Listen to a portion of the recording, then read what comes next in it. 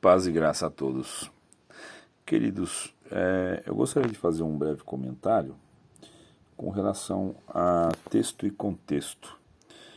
Eu não sou teólogo, mas eu procuro ler a Escritura com bastante atenção. Se você isolar alguns versos, você consegue construir qualquer narrativa, qualquer teoria, qualquer tese, qualquer teorema. Inclusive, as heresias se apoiam em versos descontextualizados. Isso é uma prática que é muito perigosa com relação à leitura do Sagrado Livro. Eu não sou o dono da verdade, longe disso, apenas eu não posso nem me chamar de entusiasta, porque eu tenho um brother que diz isso dele mesmo e ele é 1000 vezes mais entendido da Escritura do que eu. Então, se eu falar que eu sou entusiasta, eu vou presumir estar em pé de igualdade com esse brother. E eu não estou. Eu sou o piso e ele é o teto. Irmãos, mas voltando ao tema, sobre isolar um verso do texto e tirar fora do contexto, existe o contexto cultural, histórico, aonde também estava acontecendo, e o próprio contexto do texto, né? Que você não pode isolar o assunto. Isso acontece em várias partes da Escritura, e principalmente para esses teólogos coaching, né, da teologia da prosperidade, eles utilizam desses subterfúgios aí para defender as ideias discrepantes da ideia de Cristo. Existe uma frente que defende que Jesus era rico e que tinha recursos financeiros abundantes, e para isso eles extraem algumas ideias descontextualizadas também. Bom, isso não se apoia na Escritura. Cristo está escrito num lugar que ele diz que ele não tinha onde reclinar a cabeça, né? Alguns estão dizendo até que ele nasceu numa manjedoura apenas para ficar inserido no contexto de humildade, né? Isso beira heresia, porque ainda que a história narra que as hospedarias estavam cheias, mas não indica que eles tinham recurso abundante, muito pelo contrário. O trabalho de carpintaria, que é mais atrelado à construção mesmo, não a carpintaria como é hoje, só a questão de telhados e outras coisas mais voltadas à madeira. A carpintaria tinha, pelo menos até onde eu li, tinha mais um contexto de construção de casa, era um serviço braçal. Pessoas abastadas não faziam isso, eles tinham seus servos, eles eram senhores. Bom, com relação a isso, para esse vídeo ficar breve, eu quero trazer convosco Mateus capítulo 5, as bem-aventuranças, mais especificamente o verso 3 de Mateus 5, tá? Onde Jesus diz o seguinte: bem-aventurados pobres de espírito, porque deles é o reino dos céus. Você vê que a quem está incluído, inserido nessa bem-aventurança, ele se torna possuidor, portador, né, do reino dos céus. Isto é a abertura das bem-aventuranças. O Senhor enquadra nesta condição aquele que é portador, possuidor do reino dos céus. É uma fala direta, não cabe nem interpretação.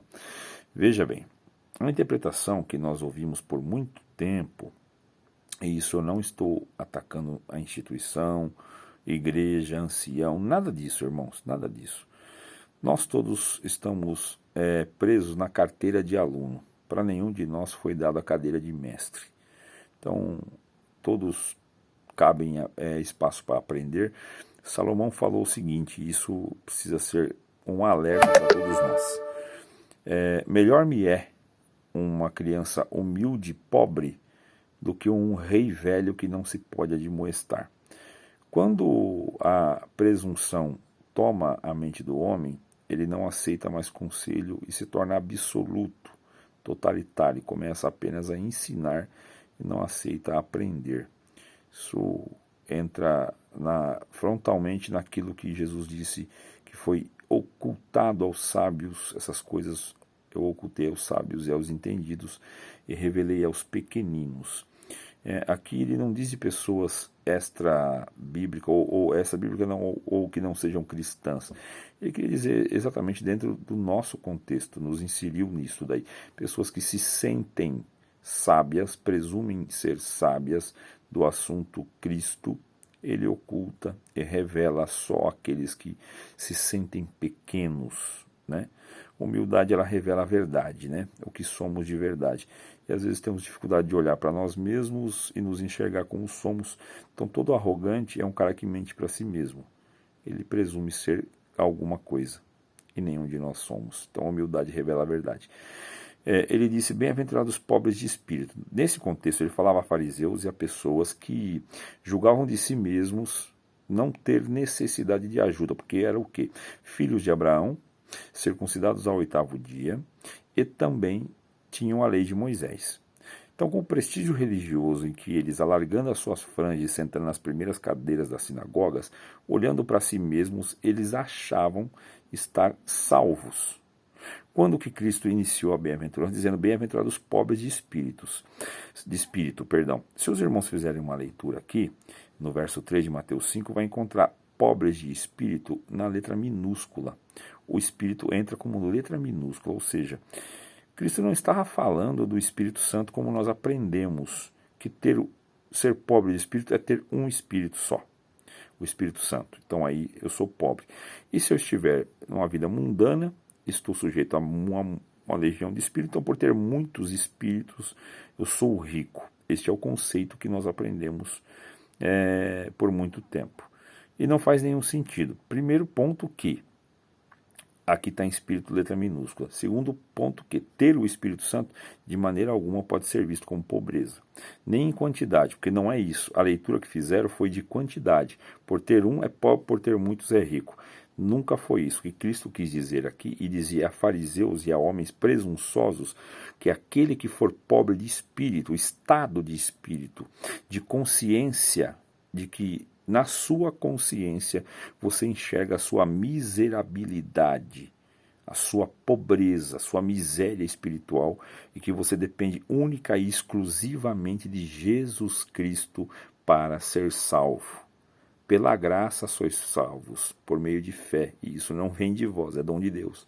Ou seja, ele queria que nós entendêssemos que o pobre de espírito, que reconhece a sua natureza pecadora, morta, se rebelou a Deus, e que nesta hora precisa de Cristo como seu único e suficiente Salvador.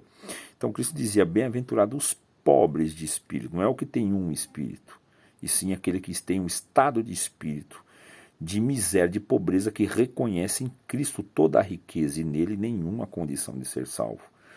Então, este é um dos versos que equivocadamente por muito tempo nós pensávamos ter o Espírito Santo. Então, por ter um, nunca foi a quantidade, sim a qualidade, o estado de espírito. Então, ter o Espírito Santo é a maior riqueza que qualquer ser humano, qualquer homem pode ter. Então, jamais isso pode ser interpretado como pobreza.